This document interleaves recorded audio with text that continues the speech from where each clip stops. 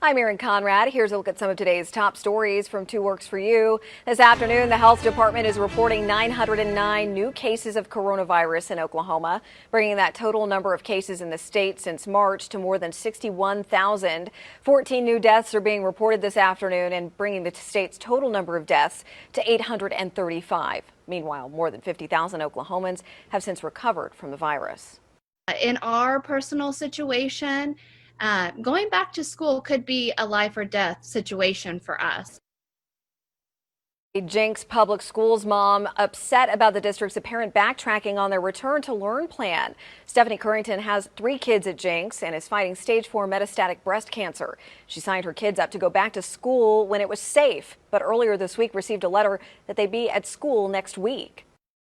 Intent for us was never to stay in distance learning for very long. We didn't want to be stuck in distance learning. We're not in the yellow, and we haven't been in the yellow for 2 weeks. And now all of a sudden it's okay because the numbers are lower to go back.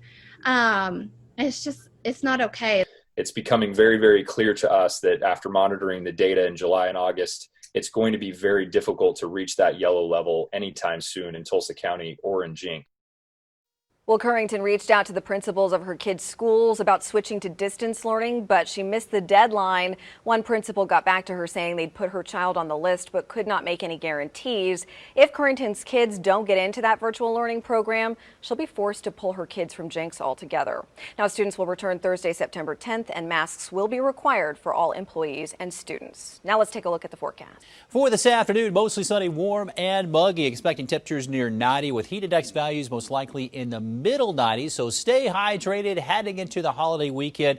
We're going to have temperatures in the 90s with a cool down expected by next Tuesday and Wednesday.